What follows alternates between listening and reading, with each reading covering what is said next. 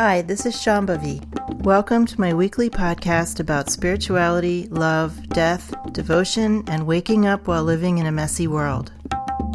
The Satsang with Shambhavi podcast is recorded live each week with students of our nonprofit community, Jayakula. For more information and to find out about attending a satsang, visit jayakula.org. Thanks for listening. Much love to you, wherever and however you are. I was wondering if you would just talk a little bit about taking refuge only in the natural state. The natural state, what is it like?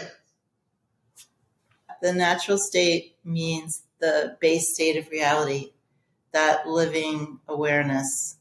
It is what you are, it is who you are, it is your natural state and the natural state of everything. It just naturally becomes familiar to you as you start to relax and have some of your karmic patterns start to unwind.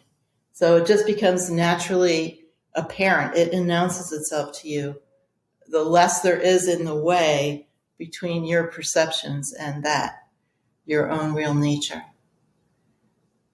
So it's not an experience, although there are ways of talking about it experientially, but it is like the vast intelligence and wisdom that is the fundament of everything, what everything is made of and what everything is made by. And like any encounter with sentience and creativity and wisdom, it tells you what it is, right? See, this is the problem because we read all these books, about how things are or what we're supposed to experience as practitioners. And then we go looking for that stuff, thinking that we are the discoverers. But actually what we need to do is become extremely receptive and open our senses, and then it announces itself to us. Sometimes we treat that natural state as like someone at a party that we've cornered. Right? Here's what I want from you. Here's what I'm going to tell you. Here's how you're going to respond. But spontaneity and naturalness means just that. It means that you have 360 degrees of possibilities.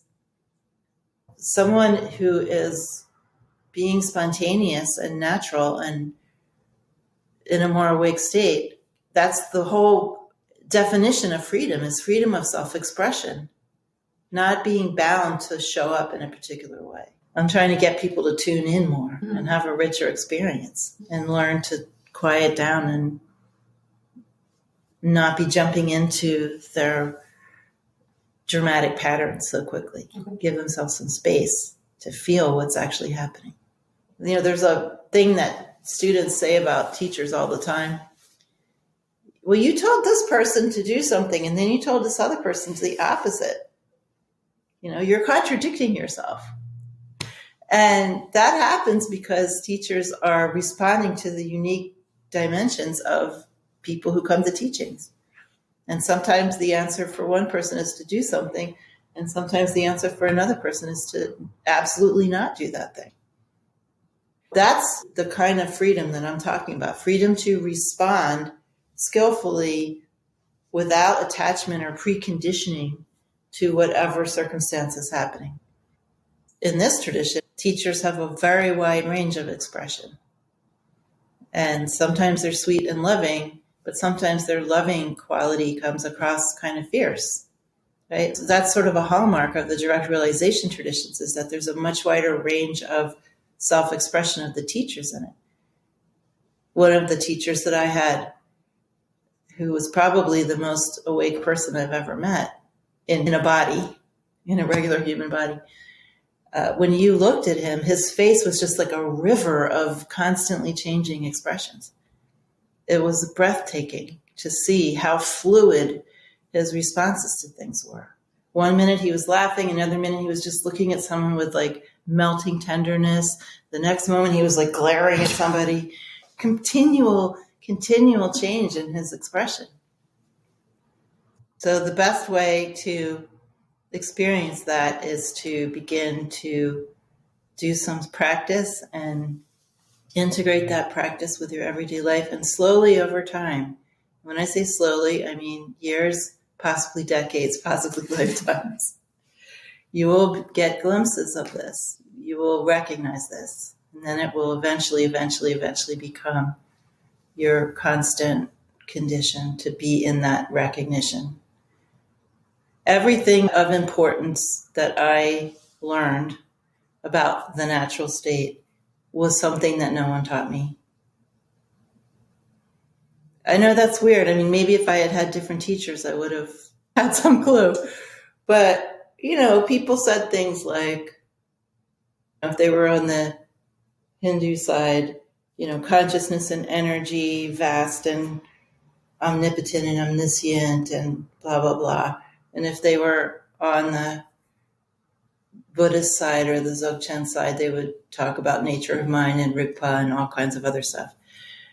But none of it captures what actually presents itself to you when you are in a condition to be presented. And everything of any importance that I learned was learned through sadhana, not through descriptions. And I would say the closest descriptions are in poetry, like Utpaladeva and Gyanadeva and all of the great spiritual poets. They get a lot closer to whatever that is, because it's full of feeling that's not as limited as our feeling. But that, whatever that is giving rise to all poetry, all art, and all artistry of this life. It's full of feeling, full of compassion, full of a kind of intelligence that you can't even imagine. So who says that in books? In fact, most of the ways that teachers describe the natural state is kind of dry until you actually have that direct experience yourself. In the direct realization traditions, that's what the teachers are for, to help you have that opening, right? To help you recognize that and experience that. That's the whole reason for having a teacher. No other reason, really. Just been reflecting on groundlessness a little bit today. Like, the world is just in the state it's in, and it might just be a comment, but if you have anything more to say about groundlessness. It's a really great time to practice. If you keep practicing when you're feeling groundless and you don't rush to find some ground, whatever that might be, then even when you're really upset or really anxious or depressed or angry, all the things people feel when things feel groundless, especially on a global scale. This isn't just somebody left you or your house burnt down. That seems much less upsetting now. It's like, whatever.